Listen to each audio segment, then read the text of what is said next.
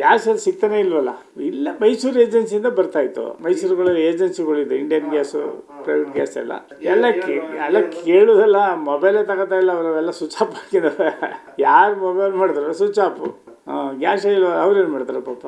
ಬುಕ್ಕೆ ಮಡಿಕಾಯ್ತಲ್ಲ, ಮೊಬೈಲೇ ತಗೋತಾ ಇಲ್ಲ. ಈಗ ನಮ್ಮ ಮನೆಯವರು ನೆನ್ನೆಯಿಂದ ಟ್ರೈ ಮಾಡ್ತಾ ಇದ್ದಾರೆ. 2 ಗ್ಯಾಸ್ ಇದೆ ನಮ್ಮ ಮನೇಲಿ.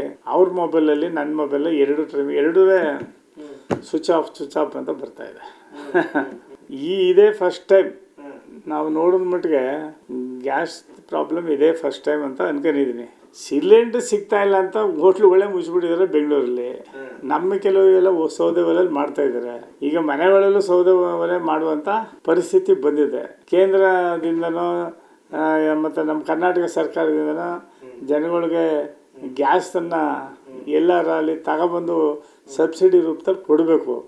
ರೈತರು ಕೂಡ ಜಾಸ್ತಿ ಮಾಡಿದ್ರೆ ಕಷ್ಟ.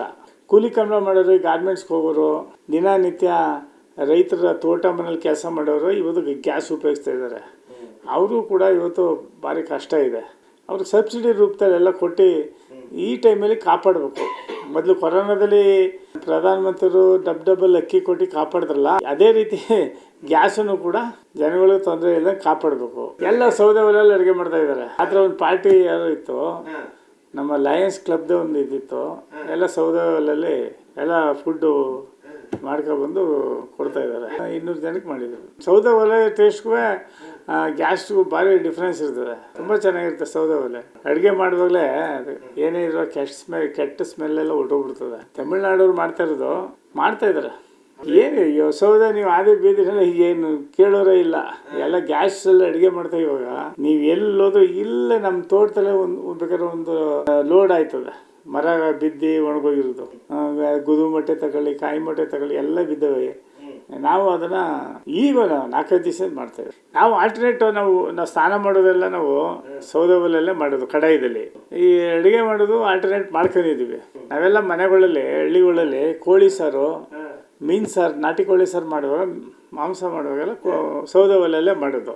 ಅದು ಕಂಟಿನ್ಯೂ ಮಾಡ್ತೀವಿ ಅಷ್ಟೇ. ಒಂದು ಒಲೆ ಇತ್ತು, ಪಕ್ಕದಲ್ಲೊಂದು ಒಲೆ ಹಾಕಂದ್ರೆ ಆಯಿತು. ಇಲ್ಲ ಹಳ್ಳಿಗೆ ಇನ್ನೂ 5 ವರ್ಷ ಗ್ಯಾಸ್ ಇಲ್ದಾನೆ ಹೋದ್ರು ಕಾಡದ ಸೌದೆ ಒಲೆಯಲ್ಲಿ ಮಾಡ್ಕೋತಾರೆ.